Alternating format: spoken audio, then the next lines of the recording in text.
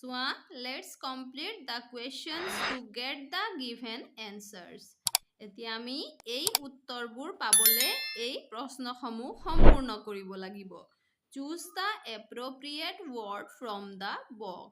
এই বক্সৰ পৰা আমি উপযুক্ত শব্দ লৈ এই প্ৰশ্নটো সম্পূৰ্ণ কৰিব লাগিব। এতিয়া চোৱা, why? Why মানে কিয়?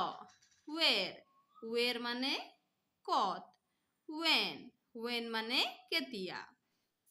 এতিয়া প্ৰথমতে আমি answer চাম। Karuna has gone to Guwahati. Karuna গুৱাহাটীলে গ'ল।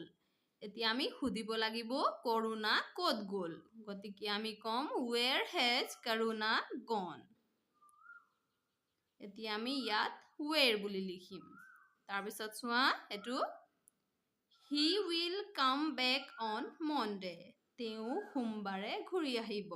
এতিয়া আমি সুধিব লাগিব তেওঁ কেতিয়া আহিব? এতিয়া আমি কম when will he come back? আমি ইয়াত when বুলি লিখিম। তাৰপিছত চোৱা he has gone to Guwahati to meet his grandparents. তেওঁ তেওঁৰ ককা আইতাক লগ কৰিবলৈ গুৱাহাটীলৈ গৈছে। গতিকে আমি লিখিম তেওঁ কিয় গুৱাহাটীলৈ গৈছে? গতিকে আমি ইয়াত লিখিম why has he gone to Guwahati? আমি ইয়াত why বুলি লিখিম।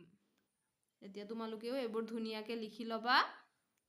এতিয়া চোৱা 15 read the words. আমি এই শব্দবোৰ পঢ়িব লাগিব। এইটো চোৱা এইটো mother হয়নে? এতিয়া mother শব্দটো হ'বলে কি দুটা শব্দ লগ লাগিছে গম পোৱা নে? mother আৰু dar লগ লাগি এই mother শব্দটো হৈছে। তাৰপিছত চোৱা careful শব্দটো হ'বলে care আৰু full এই দুটা শব্দ লগ লাগিছে হয়নে? তাৰপিছত এইটো until শব্দটো হ'বলে an আৰু till এই দুটা শব্দ লগ লাগি until হৈছে হয়নে? তাৰপিছত চোৱা sick plus nail আৰু nail শব্দ দুটা লগ লাগি signal শব্দটো হৈছে। এতিয়া চোৱা 16a let's read. বলা পঢ়ো। How to cross the road safely. ৰাস্তা কেনেকে সুৰক্ষিতভাৱে পাৰ হ'ব লাগে হয়নে? তোমালোকে জানান নাই ৰাস্তা কেনেকে পাৰ হ'ব লাগে? বলা এতিয়া আমি পঢ়িম ৰাস্তা আমি কেনেদৰে পাৰ হ'ব লাগে। চোৱা One day Jaya and Nirmal were going to school with their mother. এদিনাখন জয়া আৰু নিৰ্মল সিহঁতৰ মাকৰ লগত স্কুললে গৈ আছিল। They were walking on the left side of the road. তেওঁলোক ৰাস্তাৰ বাওঁফালেদি খোজকাঢ়ি আছিল। Jaya spotted a puppy on the middle of the road. জয়াই কি কৰিলে ৰাস্তাৰ মাজভাগত এটা কুকুৰ পোৱালি দেখিলে। She was about to run to the puppy. তাই কুকুৰ পোৱালিটো দেখি একেবাৰে দৌৰিবলৈ লৈছিল। Her mother caught hold of her hand. কিন্তু তাইৰ মাকে কি কৰিলে পটকে তাইৰ হাতত ধৰিলে। She said, তেওঁ ক'লে Jaya, be careful while crossing the road. ৰাস্তা পাৰ হওঁতে সাৱধান হ'ব লাগিব। She told her a few rules that one should follow while crossing the road. তাৰপিছত তেওঁ তাইক এজন মানুহে ৰাস্তা পাৰ হওঁতে পালন কৰিবলগীয়া নিয়মখিনি ক'লে। She said, তেওঁ ক'লে Look to your left, then to your right. প্ৰথমতে তোমাৰ বাওঁফালে চাবা তাৰপিছত তোমাৰ সোঁফালে চাবা। Again আকৌ look to your left. আকৌ তোমাৰ বাওঁফালে চাবা। If there is a car close by, wait. যদি ওচৰতে এটা কাৰ আছে, কাৰ আহি আছে, তেতিয়াহ'লে ৰখিবা। Keep looking to the left and right. বাওঁফাল আৰু সোঁফাল চাই থাকিবা। Until the road is clear. যেতিয়ালৈকে ৰাস্তাটো খালী হৈ নাযায়, তেতিয়ালৈকে বাওঁফাল আৰু সোঁফালে চাই থাকিবা। Cross the road only when the road is clear. তেতিয়াই ৰাস্তা পাৰ হ'বা যেতিয়া ৰাস্তা খালী হয়। এতিয়া তোমালোকে বুজি পাইছানে? তোমালোকে যেতিয়া ৰাস্তা পাৰ হ'বা তেতিয়া সদায় ৰাস্তাৰ বাওঁফাল আৰু সোঁফাল চাইহে পাৰ হ'ব লাগিব, হয়নে? আৰু যদি ওচৰেদি গাড়ী মটৰ কিবা আহি থাকে তেতিয়াহ'লে আমি ৰখি দিব লাগিব, হয়নে? এতিয়া চোৱা 16b. Rearrange the groups of words to make meaningful sentences. এতিয়া আমি কি কৰিব লাগিব? এই শব্দবোৰ মিলাই এটা অৰ্থপূৰ্ণ বাক্য বনাব লাগিব। চোৱা প্ৰথমতে দিয়া আছে about to run she was to the puppy. এইটো কোনো অৰ্থপূৰ্ণ বাক্য হোৱা নাই, হয়নে? সেয়ে আমি ইয়াক অৰ্থপূৰ্ণ বাক্য বনাব হ'লে আমি প্ৰথমতে লিখিম she was about to run to the puppy. তাৰপিছত আমি ইয়াত ফুল ষ্টপ এটা দিম। তাৰপিছত চোৱা number 2. On the middle, Jaya spotted a puppy off the road. আমি লিখিম On the middle of the road, Jaya spotted a puppy. তাৰপিছত চোৱা 3. Of her hand caught hold her mother. আমি লিখিম Her mother caught hold of her hand. আমি ইয়াত ফুল stop দিম। তাৰপিছত চোৱা number 4. Off the road, they were walking on the left side. এতিয়া আমি লিখিম They were walking on the left side of the road. তাৰপিছত আমি ইয়াত ফুল ষ্টপ দিম। এতিয়া চোৱা 16c. Work in pairs. Read the following sentences. They are rules that we should follow while crossing the road. Rearrange them and write them down. এতিয়া চোৱা এইটো তোমালোকে দুজনকৈ বহি কৰিব লাগিব। প্ৰথমতে এই বাক্যখিনি পঢ়িব লাগিব। এইবোৰ কি হয়?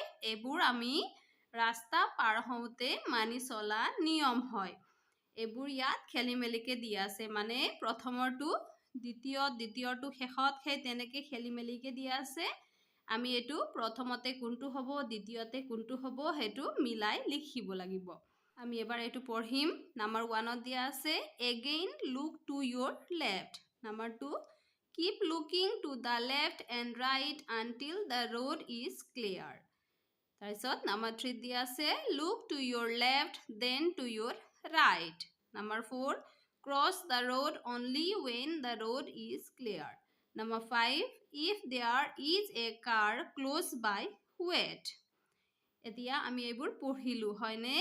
এতিয়া আমি কি কৰিব লাগিব? আমি প্ৰথমতে কি কৰিব লাগিব সেইটো আমি এই 1 নম্বৰত লিখিব লাগিব। গতিকে আমি প্ৰথমতে কি কৰিব লাগিব? Look to your left. নিজৰ বাওঁ চাইডে চাব লাগিব, হয়নে? Then to your right. তাৰপিছত নিজৰ সোঁ চাইডে চাব লাগিব। গতিকে আমি প্ৰথমতে Look at your left then to your right এই বাক্যটো ইয়াত লিখিম। তাৰপিছত আমি লিখিম এইটো চোৱা number 1ত থকা Again look to your left. আমি 2 নম্বৰত লিখিম Again look to your left. তাৰপিছত আমি 3 নম্বৰত লিখিম If there is a car close by, wait. ইয়াত লিখিম 5 নম্বৰৰ If there is a car close by, wait বুলি লিখিম। তাৰপিছত আমি 4 নম্বৰত লিখিম 4 নম্বৰত আমি এই 2 নম্বৰত থকাটো লিখিম। আমি লিখিম Keep looking to the left and right until the road is clear. আমি 5 নম্বৰত এই 4 নম্বৰটো লিখিম Cross the road only when the road is clear. আমি ইয়াত লিখিছো 5 নম্বৰত Cross the road only when the road is clear. এইটো তোমালোকেও ধুনীয়াকে লিখি ল'বা। এতিয়া চোৱা activity 17. Look at the pictures and write where the cat is. Choose words from those given in the box below. Then read the sentences aloud. এতিয়া আমি কি কৰিব লাগিব? এই ছবিবোৰ চাব লাগিব আৰু তাৰপিছত এই মেকুৰীবোৰ ক'ত আছে সেয়া আমি ক'ব লাগিব। এইটো চোৱা এটা বক্স দিয়া আছে হয়নে? মেকুৰীবোৰ বক্সৰ ভিতৰত আছে নে বাহিৰত আছে নে ওচৰত আছে ক'ত আছে সেইটো আমি ক'ব লাগিব। তাৰপিছত আমি এই খালী ঠাইত মেকুৰীটো ক'ত আছে সেয়া লিখিব লাগিব। এইটো লিখিবলৈ আমি এই বক্সত দিয়া শব্দবোৰ ব্যৱহাৰ কৰিব লাগিব। এতিয়া চোৱা প্ৰথমতে এই মেকুৰীটো বক্সটোৰ মানে কাৰ্টনটোৰ ভিতৰত আছে হয়নে? গতিকে আমি কম the cat is in a box. মানে মেকুৰীটো বক্সটোৰ ভিতৰত আছে। গতিকে আমি ইয়াত in বুলি লিখিম। তাৰপিছত চোৱা the cat is এইটো ক'ত আছে? ওপৰত আছে হয়নে? গতিকে আমি ইয়াত on লিখিম। On a box. The cat is on a box. মেকুৰীটো বক্সটোৰ ওপৰত আছে। তাৰপিছত চোৱা এই মেকুৰীটো ক'ত আছে? বক্সটোৰ পিছফালে আছে হয়নে? গতিকে আমি কম the cat is আমি এই behind শব্দটো ল'ম। তাৰপিছত লিখিম behind the box. মেকুৰীটো বক্সটোৰ পাছফালে আছে। তাৰপিছত চোৱা এইটো ক'ত আছে? মেকুৰীটো দুটা বক্সৰ মাজত আছে হয়নে? গতিকে আমি কম the cat is এইটো চোৱা between মানে মাজত। গতিকে আমি লিখিম the cat is between the boxes. আমি ইয়াত between লিখিছো হয়নে? তাৰপিছত চোৱা এইটো ক'ত আছে? বক্সৰ আগত আছে হয়নে? গতিকে আমি কম the cat is in front of a box. মানে the cat is in front of a box. মানে মেকুৰীটো বক্সটোৰ আগত আছে। চোৱা 18. You have learned many words with the short sounds a, e, I, o and u. Now let's listen to the words for the long sounds of a, e, I, o and u given below. Try to say them correctly. এতিয়া চোৱা ইয়াত কোৱা হৈছে তোমালোকে a, e, I, o আৰু u ৰ ছুটি উচ্চাৰণ হোৱা শব্দবোৰ পাই আহিছা হয়নে? এতিয়া ইয়াত তোমালোকে কি পাবা? a, e, I, o আৰু u ৰ দীঘলীয়া উচ্চাৰণ হোৱা শব্দবোৰ পাবা। এতিয়া তোমালোকে শুদ্ধকৈ ক'বলৈ এইবোৰ চেষ্টা কৰিব লাগিব। চোৱা a few short vowel sounds in words. এতিয়া ভাৱেলৰ ছুটি উচ্চাৰণ হোৱা শব্দবোৰ চোৱা। এৰ ছুটি উচ্চাৰণ আছে ইয়াত চোৱা। And,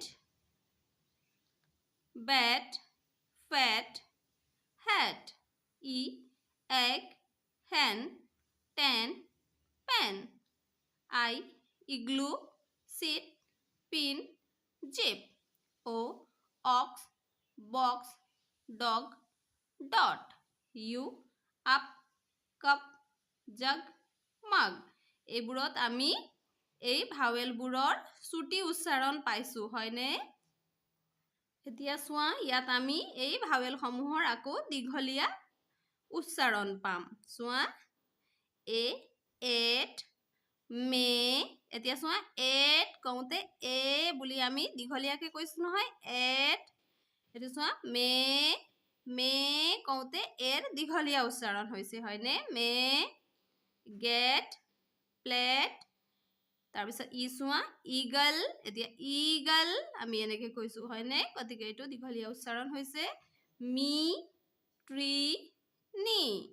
তাৰপিছত এইটো চোৱা আইচক্ৰীম, নাইচ, টাইম, ফাইন।